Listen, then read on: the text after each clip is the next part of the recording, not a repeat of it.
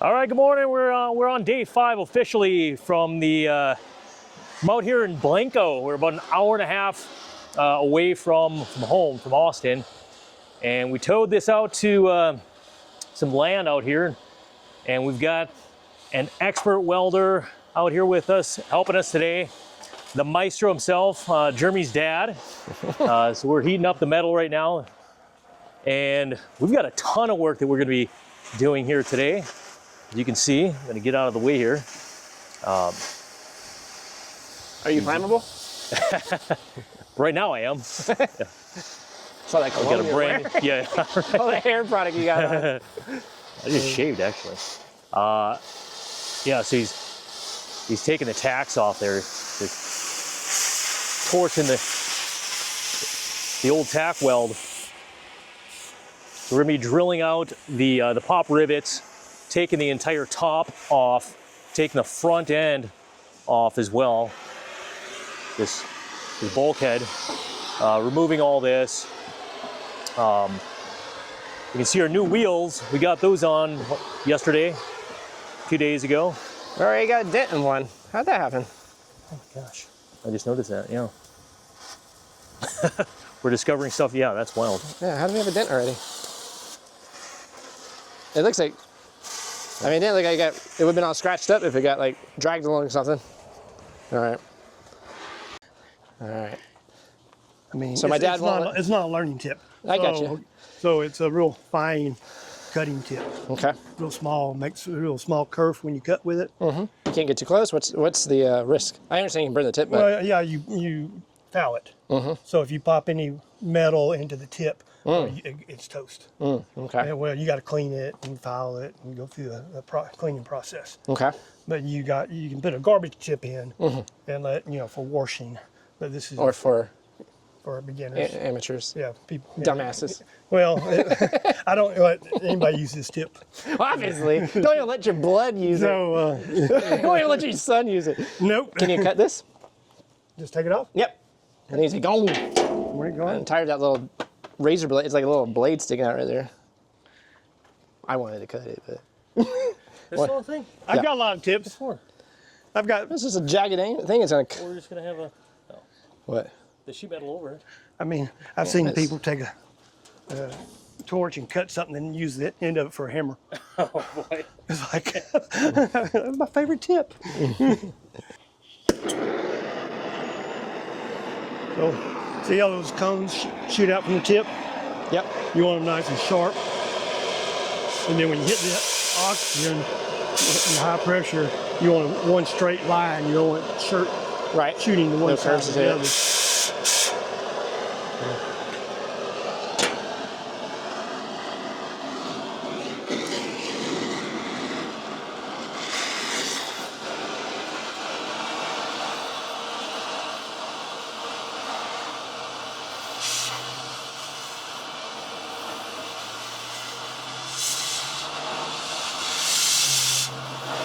So you're saying if you touch that metal, you just ruin the tip? No, if you get blowback. Blowback. So it pushes back into those nozzles. Yeah, it's those little jets. What causes blowback? Getting too close. You want to keep those points about a 1/4 inch away from your metal. Okay. You get cherry red.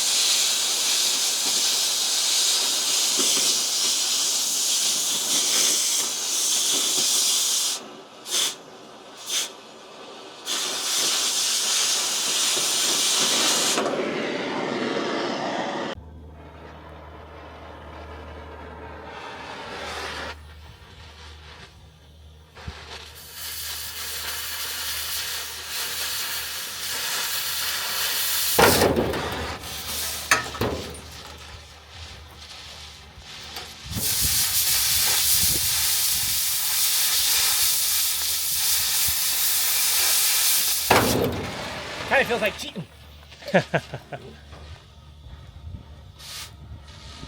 Cheating. Every chance you get. You ain't cheating, you ain't trying.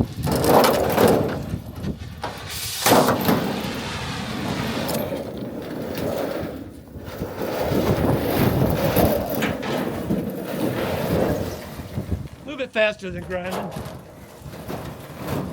lot funner than grinding, that's for sure. There we go. Like we got to get these pieces cut out, but what's the order of cut? So because this needs to go. This needs to go. All this needs to go. So we just need to know the order to preserve the integrity while we replace it. I would, any structural framing I would do now. Right. Because that way, any more tearing out you do, it's going to get kind of out of square or move. Mm-hmm. So you want to kind of keep the skeleton in order, right, as far as dimensions and being square and keeping it where it toes good. And Cisco, why don't you figure out the bar height and the window? And so, yeah, I would probably. Should we just do one at a time? We just go ahead. Yeah, one at a time. Yeah, this piece here. Yep. Replace that one. You want to torch that out? I probably. Or are you keeping these? Nope. So, well, we're going to keep it up to about 42 inches. This is where the top of the bar height is going to be. That's also taking into account about 2 inches of actual kind of live edge lumber that we're going to use as the bar. And so we need a frame support that goes across here. And either we can do that in this metal, or we can frame it out with 2x4s. I would like to give a nice frame for whatever reinforcement we do with 2x4s. So get a nice metal frame in there, and then reinforce it if we need to with the 2x4s, which I think we're going to have to. So I would sawzall, because that way all you got is everything's clean and nice. You don't have any much, just a little bit of grinding, and you keep all the lengths, and you can go in, sawzall your piece out, and cut your rib, and then tack it in. Easy peasy. So the other. So we got to raise this part. Yep. Section here is going, and we're going to replace it with the same 1x2, but it needs to be up about 4 inches, so that the serving window is not, I need a fitter. Oh.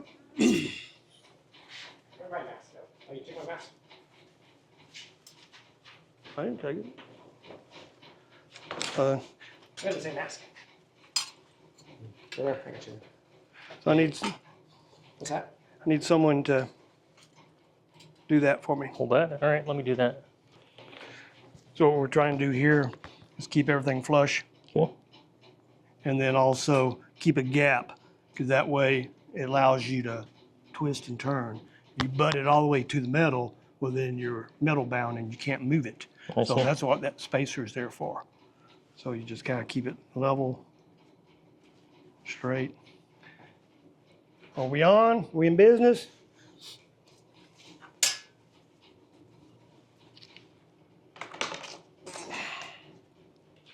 You got it on? I don't hear it. In the back? Yeah. Are we still flush and straight? Okay, now I hear it. We can move it. Okay, come up a little bit. And push in. Okay, right there. Hold what you got.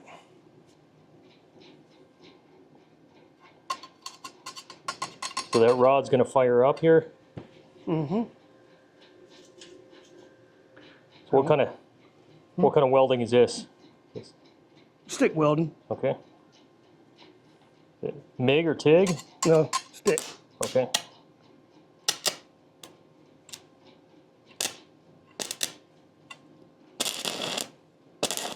Give me some more heat.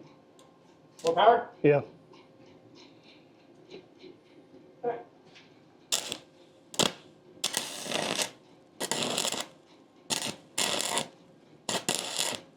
It's thin. We got a little hotter.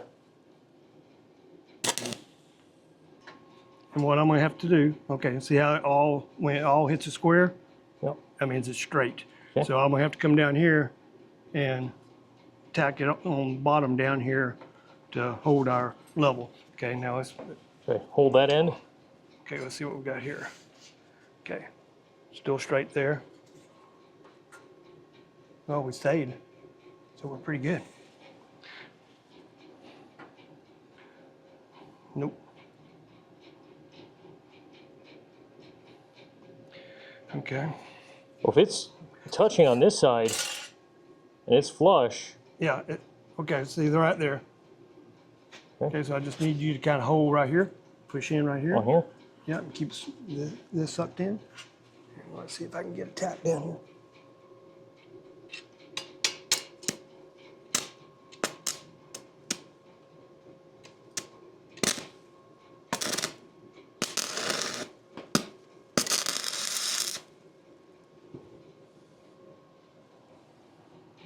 Let go. Yeah. And let's see how we stayed. Voila. Great. It's pretty good. Now you, I mean, trying to pull them two metals together. So when you, when you're welding, you have your gap, and you want to get your puddle to kind of flow on both sides of the metal, back and forth, and kind of almost make like little donuts, little circles, I see. and just keep letting it fill in behind you. This metal is so thin, it's not like welding anything else, Oh, okay. because you got to touch, let off, touch, let More off. difficult then. Because if you stay in your puddle and you keep welding, they just blow it away I see. because the metal's so thin. So that's a hardest part on sheet metal. Now, when you get on big metal, 2-inch, quarter-inch thick metal, well, yeah, then you can turn the heat up and let it flow, and you can kind of do your moons or your circles, and you can see the metal just kind of flow to one side and then flow to your other side. And you just want to make sure you got good penetration on both sides of the metal. I see. Okay. It's just like caulking after that, just getting it nice and smooth and right in the middle. Got it. So, Okay. okay, let me go tack right here.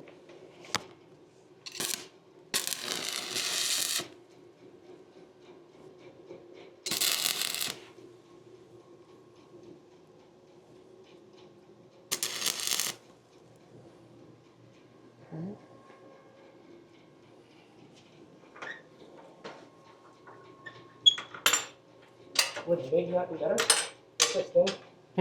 Would MIG not be better for such big Yeah, metal? it probably would.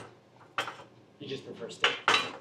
Well, I've got a lot more experience because I did some MIG welding, but I just never cared much for MIG welding because stick is used on more precise welding. So like pipe welding, structural welding, where they're doing X-rays and sonogram, you don't use MIG, you use stick. Giant stick. Yeah. So it's more more of a skill. MIG is more for production and rapid metal shop type where you're just trying to put stuff together and run it out, whereas stick is more of an art, I guess.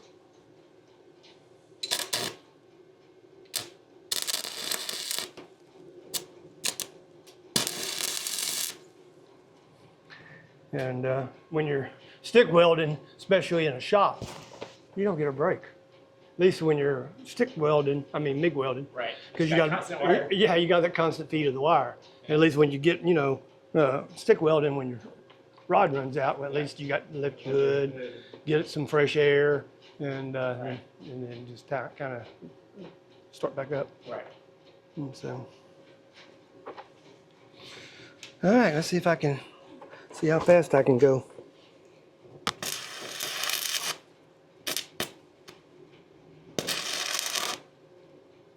See, it's already starting to burn a hole.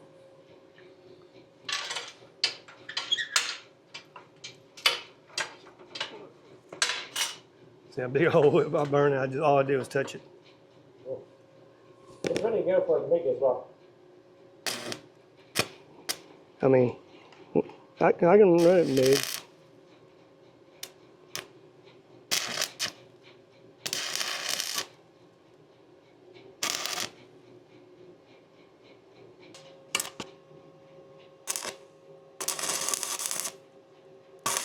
Well, that welder is a lot quieter than mine. You can have a conversation.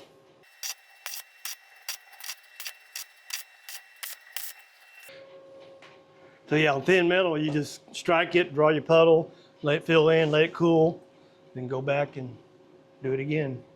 But yeah, it's just a lot of patience. You just can't jump on it and weld. Well, you want to try? I'd love to. Yeah. So this one's not too bad. You got a little hole right there. But other than that, it's tight. So you should be able to just kind of follow that line and don't stay long in one place. Kind of go around in circles. Start right here and kind of go. You don't have time to go circles. No. Okay. You just try to get your puddle going and then pipe pull up. Try to get your puddle to the bridge, both sides of your metal, each piece, and then pipe pull up and then kind of let it cool down and go back and do the same thing again. Great. Just do like one puddle and you might get by with two, but I would start out with just one. One little puddle. Okay. And pull up after you Pull go on up. this trigger and let it go. Mm-hmm. Okay.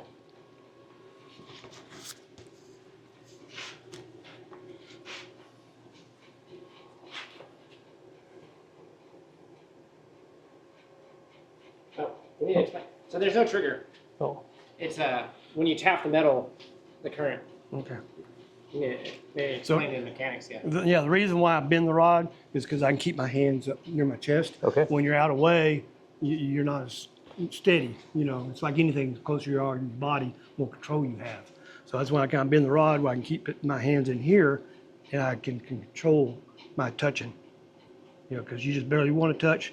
And sometimes on these 7018s, you got to kind of break the flux off and get back the electrode, the metal on the inside. I see. Okay. And then when you touch it, it'll fire up. You're just touching it. Yeah, you just touch it. The rod. Okay. Yeah, there's no trigger. Yeah, you Okay. just touch it and let it rip. Oh. Okay. All right. Here we go.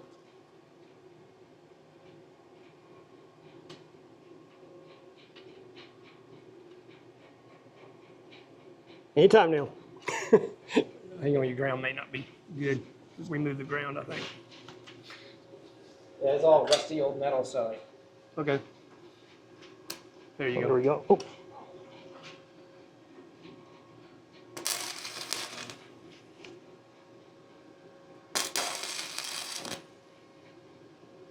That's the idea. Now, have your rod pointed not back from the direction you're coming from. Have the rod pointed in the direction you're going. So come over here and more this way. Okay.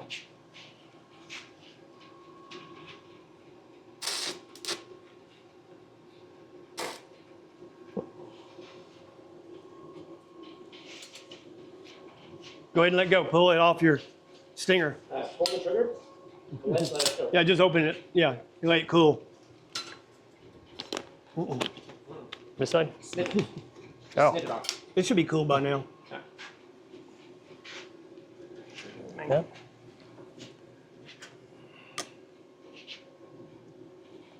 All you're doing is just trying to preserve the rod. When you bend it, you know that. When it gets red and cherry, it sticks. I So see. yeah, if they don't light and fire and go right away. In fact, where's the grinder? Let me kind of clean that up a little bit. Yeah, if they don't get going right away, go ahead and pull off or let go of it and.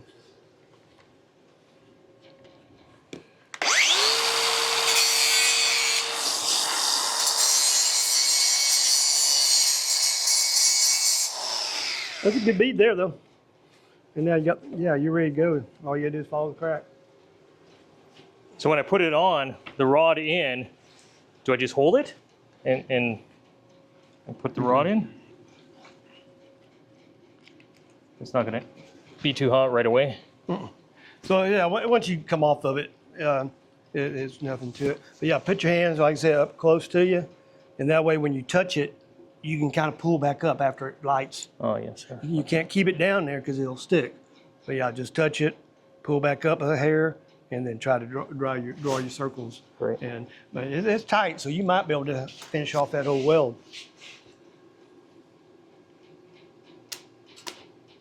There you go.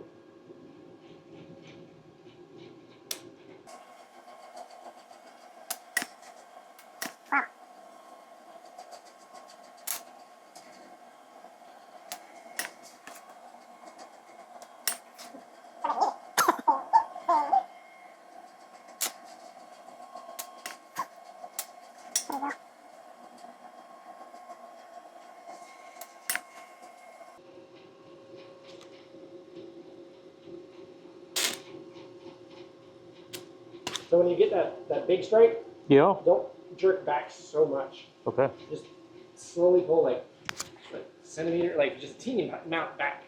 Yeah, when you hear that, it's like frying eggs. Yeah. Okay, yeah, that's a good strike. And just don't Just pull back just a little bit. draw your circles in once you hear that good Okay. strike.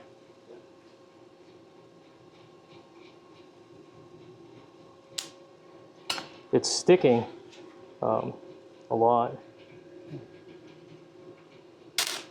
Okay. Oops.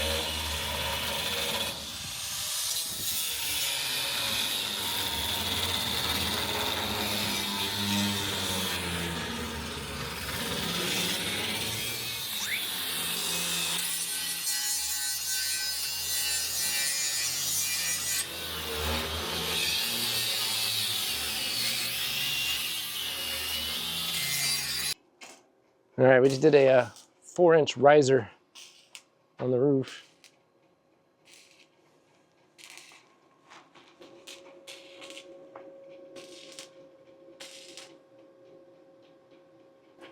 You're not. That's significantly taller. Surprising. That's gonna make a lot of difference. I think 4 inches makes. I think no, that's a good decision. Especially if, a lot of work, but for being inside there and heat factor and what? Yeah, I mean we're gonna lose a lot of our roof once we insulate it and put in the multiple sheets.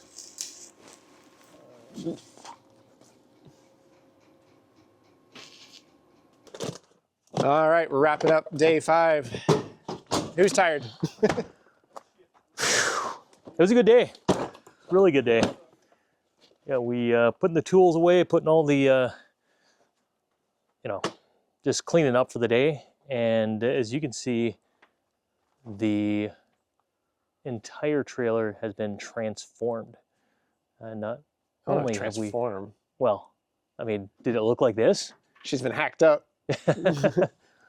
We're taking her down to the base. The ceiling, the roof, the bulkhead, the entire front end, all the sheet metal, pretty much. I mean, except for just the backside, and even installing. This is basically the header for where the window, the service window, is going to be. And this was something that we didn't plan, which we extended. We raised the roof. Raise the roof. Up in here. We ended up extending it an additional 4 inches, just for some head height for 6 inches. Yeah. She wasn't happy with Cisco's 2 inches, so we extended it 6 inches. So we got our inches correct. So we still have quite a bit of work to do. But we're a long ways in to this project now. So you want to go ahead and explain some of the details? I don't know if you can really see, but right here, before the roof was here, now we're gonna be here, way up here. It's gonna be nice. Yeah, the beauty of that is that once it's hot, I mean, we're going to be actually bringing the actual roof down because we have insulation, and we're going to be putting these, horizontal wood slats and below LED. So it's actually going to bring the roof down a little bit. Just the heat and that radiating on the roof, we needed to make a big change, and that was adding those 6 inches. We originally talked about 4 inches, and that's why I'd said 4, but just give her an extra 2. Yeah. Yeah, mostly we've done just a lot of cleaning up. We pulled off all the scrap, which is piled up over there. We ground down a lot of the rust, cleaned up a lot. Shaved off all the rivets, all the screws, got her all nice and flush in a lot of areas. And now we're getting close to where we're just actually rebuilding the entire internal frame. So this will be coming up tomorrow. And then the sheet metal goes on, and then she'll look like an entirely different girl. Old rusty patches won't be so rusty anymore.